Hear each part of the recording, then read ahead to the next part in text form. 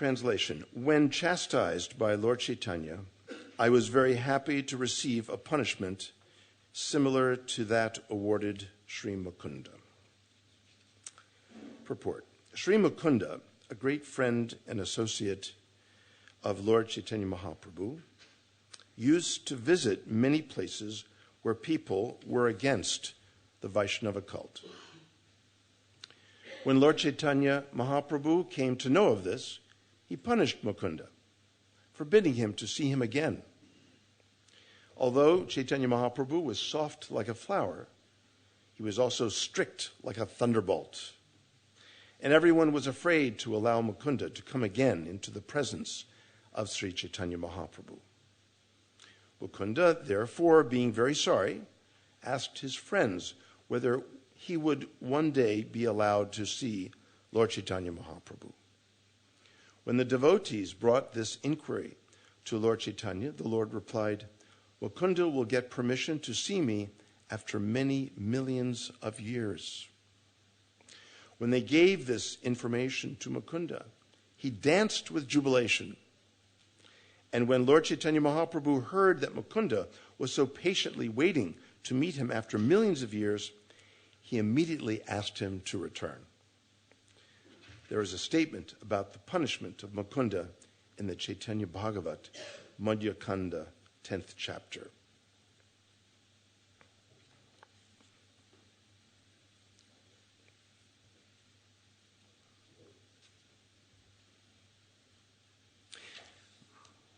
So in Chaitanya Leela, we have this, I should say, it's a delight to be back here again. And I want to give you all a disclaimer that I can't guarantee anything that I say this morning that has any merit whatsoever, since I've only gotten 2 hours of sleep. And I'm jet lagged as all get out. So just be warned, okay? So, Chaitanya Leela is filled with these interactions with Mahaprabhu Gauranga. Very, very colorful, very delightful to read, because these are the ways in which devotees are interacting with Chaitanya Mahaprabhu, Sri Krishna Chaitanya, who we have to remember is himself the embodiment of the love between Radha and Krishna. So this is not an ordinary interaction with someone. Even as amazing and marvelous and unique as Vaishnavas are, it's not even an interaction with a Vaishnava. It is an interaction with the very embodiment of the love between Radha and Krishna. Sri Krishna Chaitanya Radha Krishna Nahi Anya. That Mahaprabhu is none other than Radha Krishna combined. We have a very special tradition, the Brahma Madhva Gaudiya Vaishnava Sampradaya. Prabhupada tells us that bhakti is ubiquitous. It's everywhere.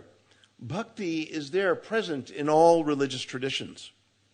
He says this very plainly in the books. He says, all true religion possesses bhakti.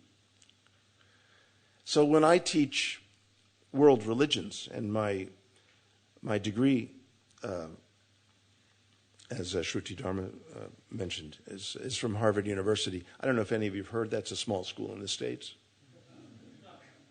Yeah, I know you have Cambridge here and Oxford and all that, but we have schools there too.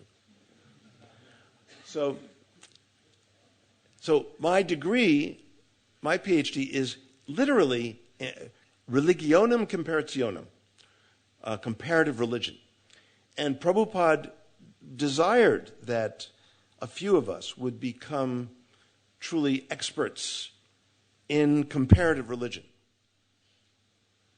He wanted us to show that bhakti is there present in every genuine tradition. So one of the nicest and appreciative comments I got in anonymous student reviews of courses. Every semester they hand out anonymous reviews to be filled out by students on how they like the course, how they like the professor, and so on. So one time a student said, whenever Dr. Schweig teaches us about Islam, we think he's a Muslim. Whenever Dr. Schweig teaches us about Christianity, we think he's a Christian. And whenever he teaches us about Buddhism, we think he's a Buddhist. I have the most problem with that one. And so on. And someone last night was asking me, so when you teach these traditions, don't students ever come up to you and ask you, what do you follow? What is your tradition? And I said, yeah, quite a bit. They come up. And so he asked me, so what do you say? And I said, that is a secret. I said, I want you to figure out what speaks to you. Because you see, I have faith that if bhakti is identified in every tradition, that this will bring out the bhakti in one's heart that is naturally there. Sometimes we devotees, we think that we have to sort of, slam people with Krishna bhakti. No, just the opposite. Just bring it out. It's already there. And when we work with that presupposition, it's amazing what comes out of people. Maybe I once told you the story about when I went on a morning walk with Prabhupada. It was in, where was it? It wasn't in India. It wasn't Mayapur. I think it was in Dallas, Texas. And the devotees were excited to take Prabhupada to a park. Early in the morning. It was still dark out. So we all got into a few cars. There were not that many of us, just a few cars. And we went barreling down the road for about 15 minutes to the park. And we got there to the parking lot, and we went walking toward the entrance of the park. And there was a sign with a gate saying, park closed, open at sunrise. So the devotees went, oh my gosh. Right. I mean, you have no idea when devotees would make plans for Prabhupada, and then they just, were like the wrong plans. I mean, it was a real, as we say in the United States, a freak out. I don't know if you say that here or not, but anyway, it's just like something. We freeze up. We don't know what to say to Prabhupada. So, unfortunately, I was not one of those making the arrangements. So they said, Prabhupada, we didn't know the park was closed. And Prabhupada said, think nothing of it. We'll just walk up and down the parking lot. Prabhupada was so kind and accommodating. So there we were, walking up, and we would just walk to one end of the parking lot, and you could hear Prabhupada's cane, clicking on the pavement, right? And then we'd all get to the end, and we'd just turn around. And the parking lot was not that big, So we would just kind of go back and forth for a good hour. Even when the gates opened, Prabhupada continued to go back and forth. It was sort of just a pattern that was kind of mesmerizing all of us, and we were engaged in conversation.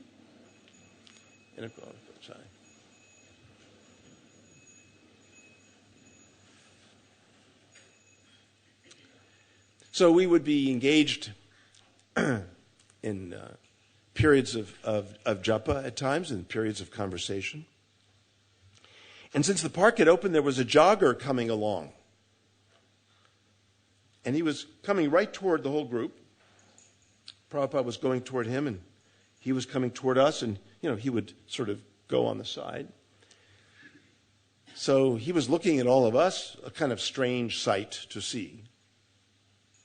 You know, all this sort of flowing cloth everywhere. And he was in his little shorts and a tiny little T-shirt. And Prabhupada said to him, "Good morning, sir." And he said, "Good morning to you all." And that was that. And I could tell what was going on in the minds of many devotees, like, Prabhupada didn't even say Hare Krishna. The process of Krishna Bhakti is natural. And Prabhupada said, you know, in a television, radio, I believe, some media interview, when he was asked, how can you tell a Vaishnava? And he said, I think this was a Gainesville, Florida interview. He said, you can tell a Vaishnava by the fact that he is a perfect gentleman. And of course, a necessary corollary would be a gentle woman as well. And again, what an unexpected answer. I thought, you know, at the time, even when I was reading along, I thought, you know, well, there's the tilak, that should be pretty obvious, you know.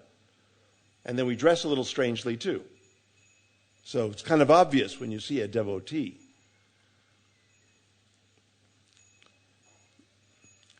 But Prabhupada understood and exemplified so well when Mahaprabhu describes that it is not philosophical arguments that make someone a devotee, or it's not the insistence on a philosophical vision or a worldview. Because he says, even Mahaprabhu says that even sages disagree on points of philosophy. Great sages, he says. But it is the behavior of a Vaishnava that establishes the principles of religion. So it's the behavior.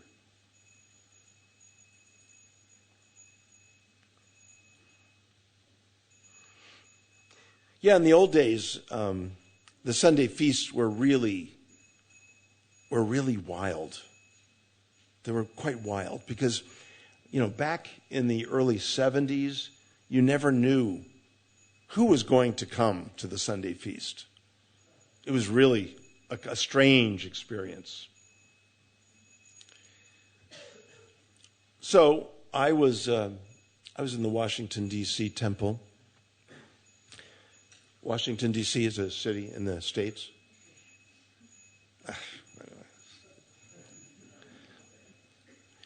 At one time, you know, you Brits wanted the United States. You realize that, right? Right. But you couldn't have it. We wouldn't let you have it. Okay?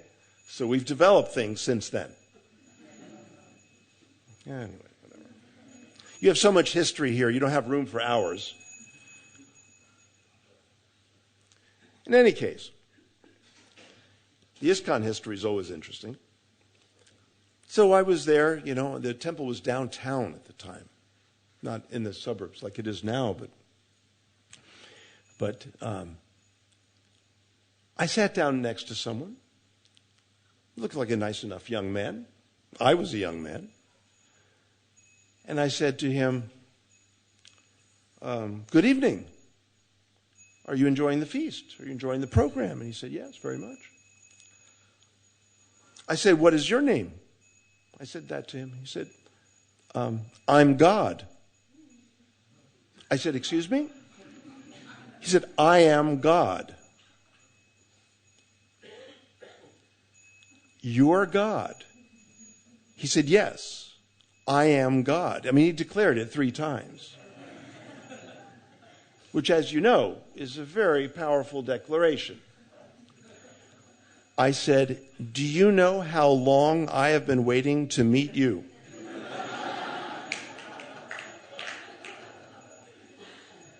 I have been waiting a long time to meet you. May I sit down? And I really want to get to know you. He said, most certainly. So I got to know God. And he was a very nice gentleman. Eventually, he came to understand a little bit more what God is, but he just had some delusions of grandeur, this gentleman. And we go through these things every once in a while, and that's okay. And even if someone comes to our temple where we worship God and they claim to be God, that's okay. We let God stay. It's not a problem. But I've seen some devotees get terribly incensed with that. But a devotee is Kripa Sindhu, right? Devotee is Kripa Sindhu. Well, if it's not a Sindhu, maybe just a Bindu, huh? A little drop is good. Recently I've been going up to devotees and asking them if they are truly an ocean of grace. Because if they are, I have a lot I want to express. Most of the time they really say that they're not. And I said, well, don't you say that Vanchakalpa thing? Don't you say that? So are we expecting everyone else to be that ocean and not us? I mean, where does that go? So, Kripa Bindu. I suggest we might want to change that to Kripa Bindu for, just tentatively, and then change it later, when we see more of the oceans around. Yeah. But, so when we approach people, we bring out their hearts by the way we can be so loving and compassionate and understanding to them. This is the idea. This is the idea. So I think that if we approach people with the presupposition that Krishna is residing in their hearts and that they are bhaktas, but unconscious bhaktas. But when I say bhakta, I don't necessarily mean as one of us, specifically practicing Krishna bhakti. It could mean that they are ready for bhakti in any number of traditions. Even in India, there are many bhakti traditions within the Hindu complex of traditions. So what is special about our form of bhakti? What is special? Why don't we just all leave right now and go to another bhakti, tradition within Indian traditions? You want to go, Swamiji? Oh, you don't? Good. Oh, you want to answer my question? Please. Okay, Lord Chaitanya. Okay, yes, that is exactly right. But what about Lord Chaitanya is making our form of bhakti so very special? Who is Mahaprabhu? Well, we said earlier, he is Radha Krishna Nahi Anya, right? None other than Radha Krishna. He is the embodiment of Mahabhava. Okay. He is the embodiment of the greatest and most intense form of loving Krishna. And Radha herself is the embodiment of Mahabhava. So the only two people that ever get to have Mahabhava is Radha and Mahaprabhu, right? So what does that have to do with us, though? I mean, what is our relationship to that Mahabhava? So in the book that I finished for Tamal Krishna Goswami, published by Oxford University Press, you may remember a few years ago, 4 years ago, I think, I came here and when the book was unveiled and so on.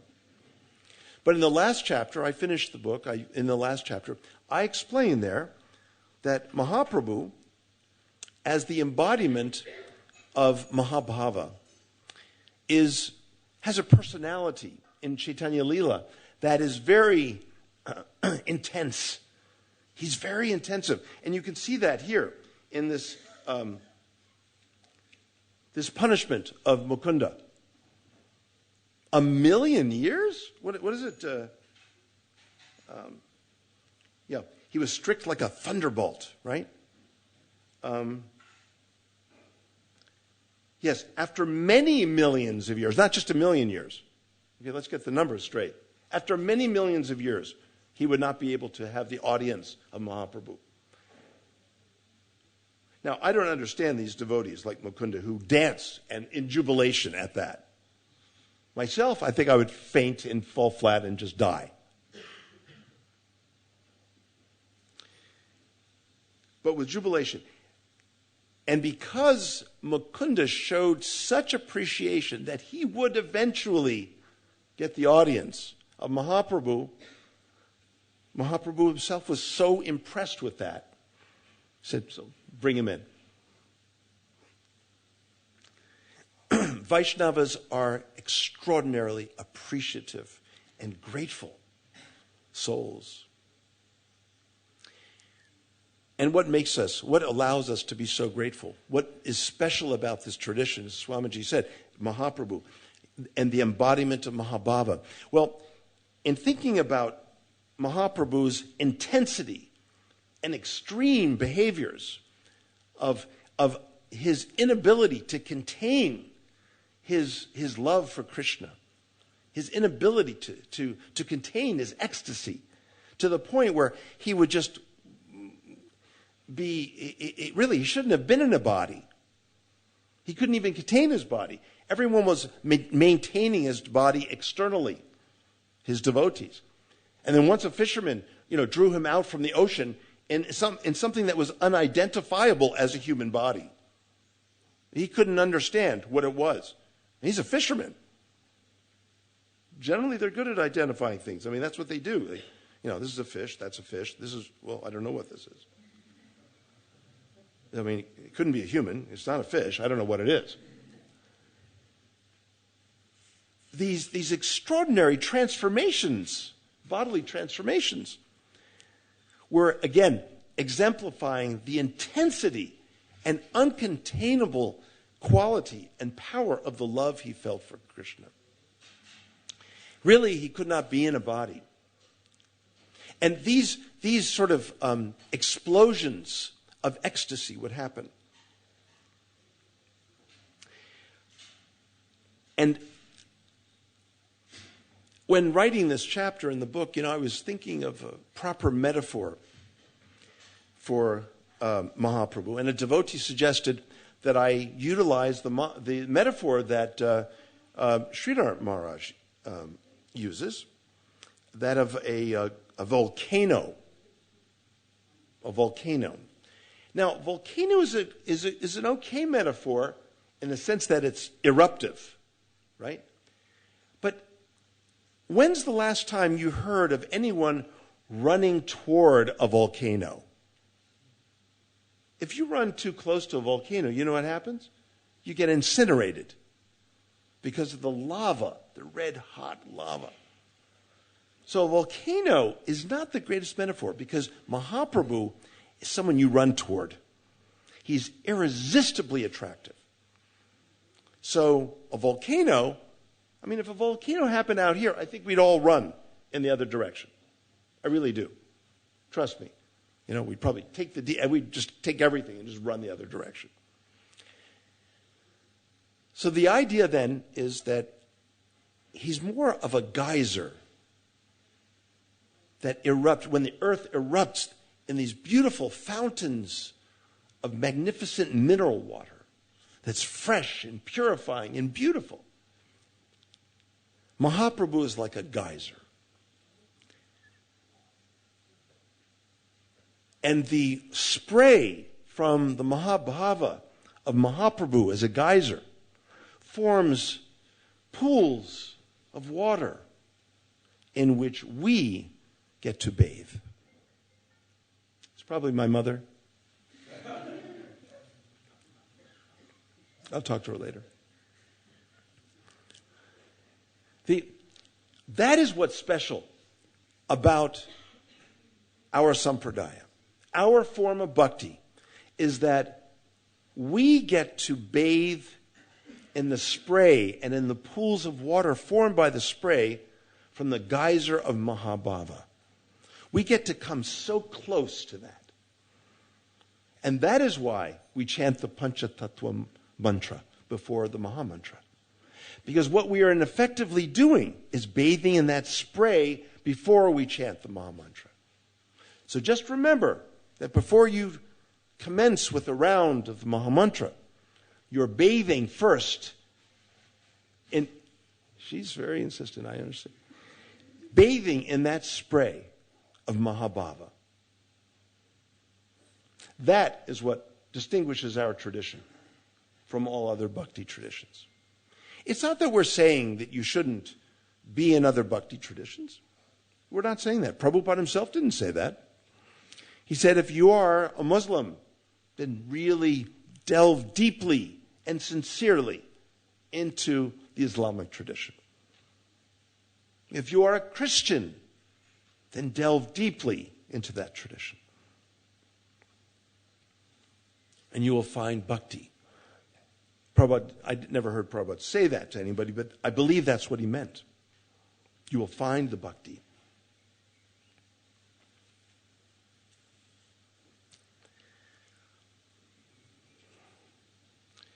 I recall the verse before the one we read today.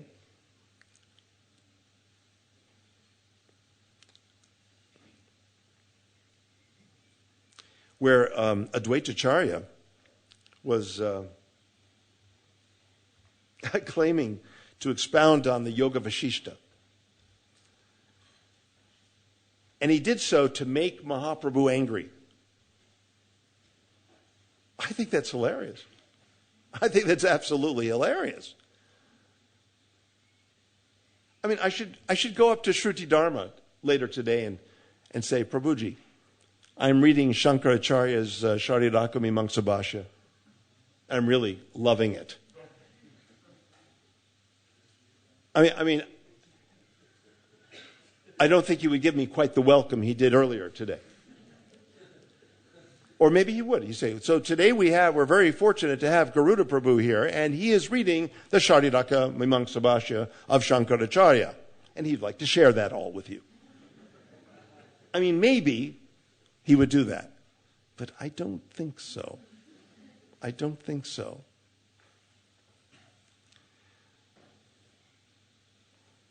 The Yoga Vashishta. So these different interactions with Mahaprabhu, each one is unique and in many ways inscrutable, difficult to understand. But remember that Mahaprabhu is the embodiment of Mahabhava. It's very intense. The interactions are very intense.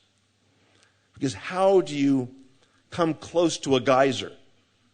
If you come too close to the geyser, it will knock you down. And in many ways, these close associates of Mahaprabhu get knocked down. Like millions of years, you cannot see me.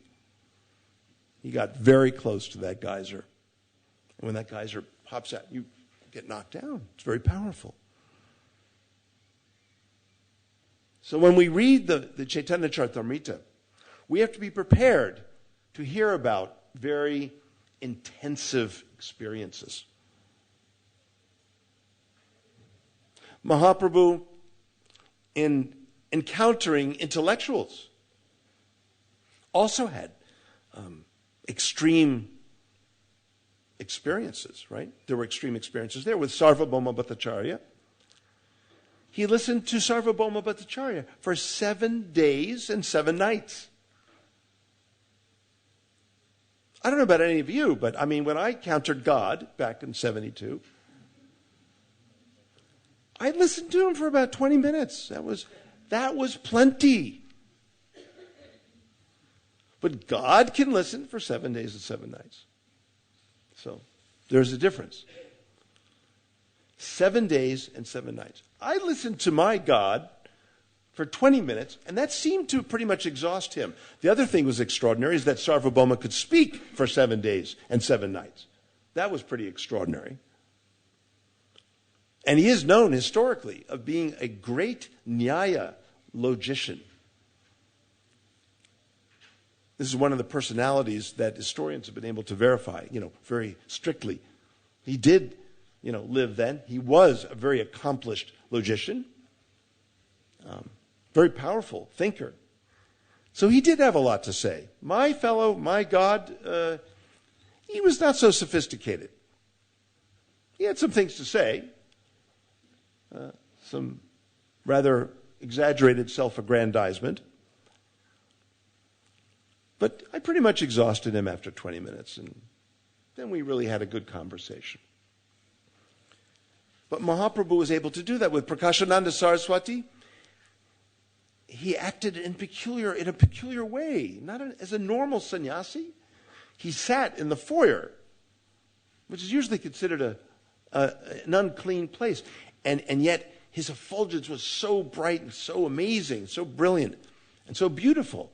He melted the heart of Prakashananda Saraswati. And then when he encountered Keshava Kashmiri Pandit, in debating conventions of Sanskrit poetics and interpretation of a verse, he gave him endless permutations of interpretations. Amazing. So again, these are intensive leelas,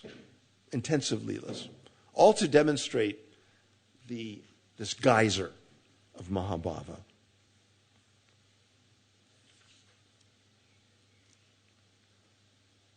So the Chaitanya Charitamrita, I'll just finally say that the Chaitanya Charitamrita is such an important text for all of us to know, to read.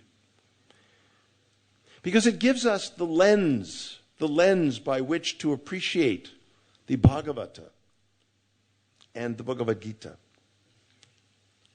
Both the Bhagavat and the Bhagavad Gita are quoted throughout the Chaitanya Charitamrita.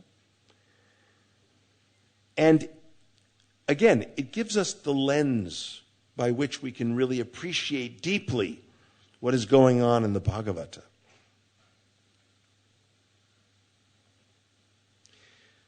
But remember that the Chaitanya Charitamrita was also written in a certain time, in a certain desha of a kala desha patra, time, place, and circumstance.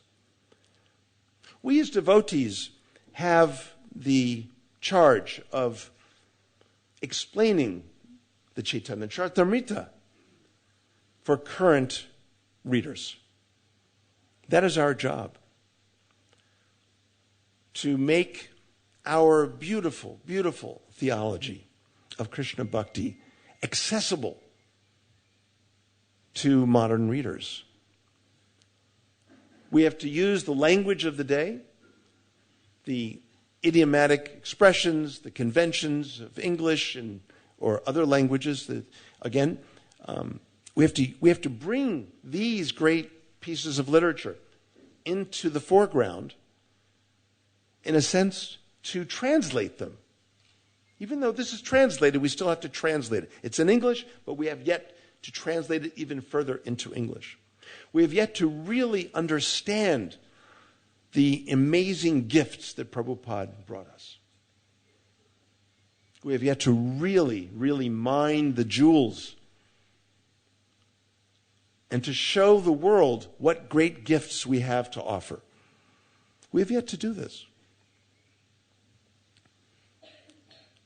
One thing I really enjoy doing in working with Naveen Krishna Prabhuji, with the Avanti schools, is that there we're forced to define what are the great gifts that we have to offer. We're forced. We have to. It's an urgent situation. In the temples, we can get really comfortable, Oh, who cares about giving out the gifts? Here's Radha and Krishna. Sita, Ram, Lakshman, Hanuman. Why do I have to do anything else? I'm in heaven here. I was just in Vrindavan, and I told everyone there that I met, I said, you're very spoiled. All the Brajbasi devotees in our temple there. I said, you're very spoiled. I went up to Panchagoda, the president. I said, you're very spoiled. You live here all the time. Although he goes 5 months to the west and then he comes back 7 months, he explained. But but basically his home is in Vrindavan. Said, you're very spoiled. But don't forget what we have to do. We have to make available these precious jewels of the tradition.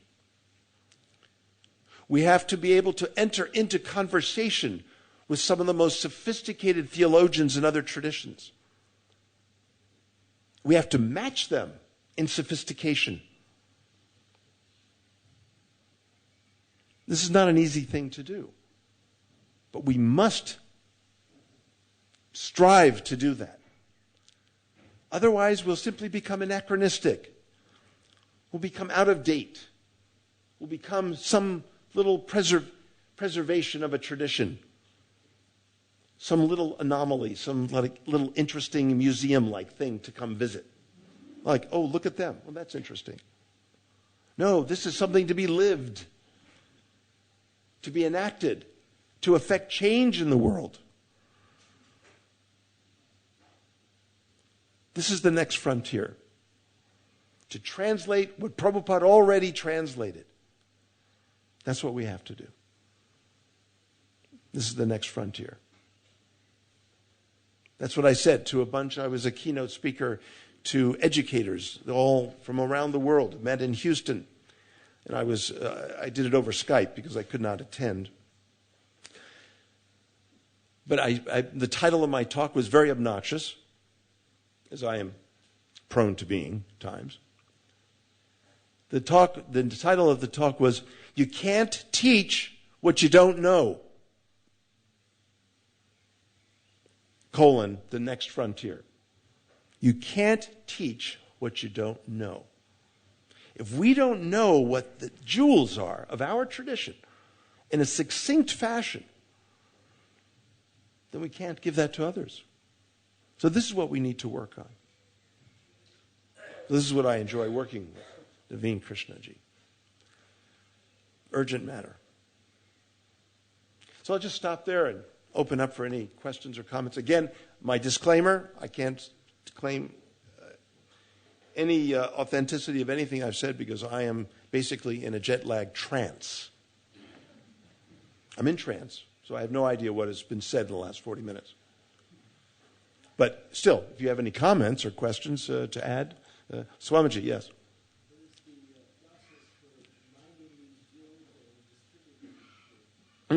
Question is, what is the process for mining these jewels and distributing these jewels?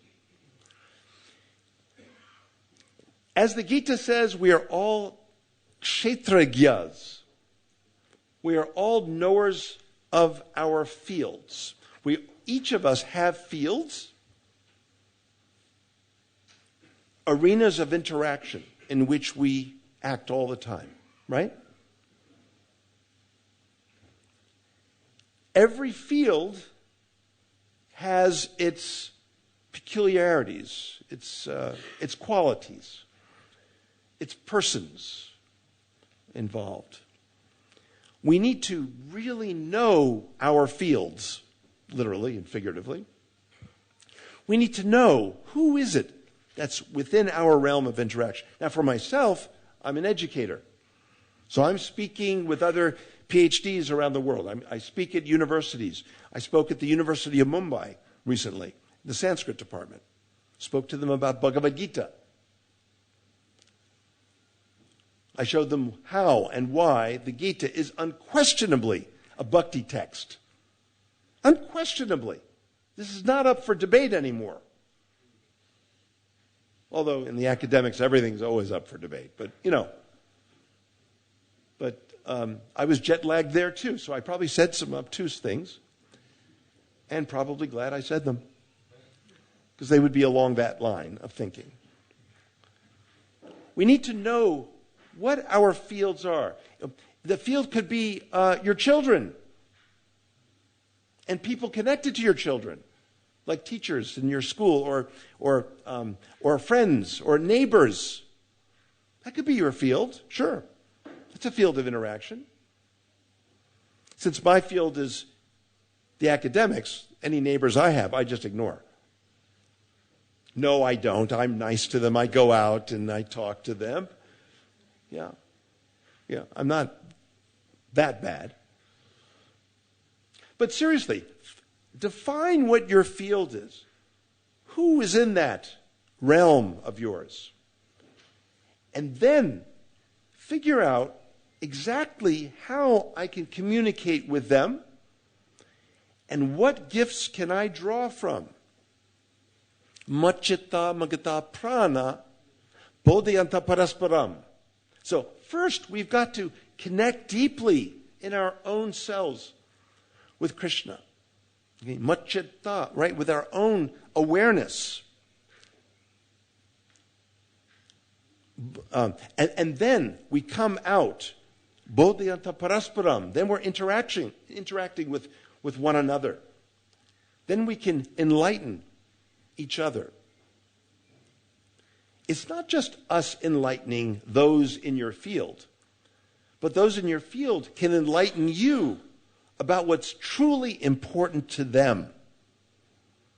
Find out what is ultimately valuable to them in their lives, appropriate to that field. Now, I don't walk up to, colleagues of mine in the academic realm, other PhDs from Harvard and Chicago and all these places, and say, hey, Professor so-and-so, what is really ultimately valuable to you?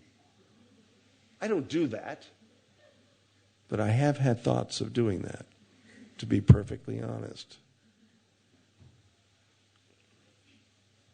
Sometimes I wonder why some of my colleagues have gone to all the trouble of getting a doctorate and even master's degrees. Do you know what it's like to go through that? Hell. Hell, ladies and gentlemen. Hell on earth. Such tapas, such energy, years and years and years of one's life devoted to this, and they're not even bhaktas, and they're studying our tradition after so many years. I wonder, who are these people? Well, Ravindra Swarup has a theory, good friend of mine. He says they were bhaktas in the last life, but they performed so many offenses that they became scholars in this life, just like you.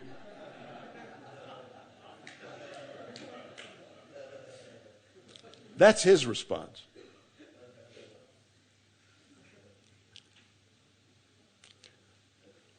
So we have to really get to know our field. Part of getting to know our field is really listening. Our first process is shravanam.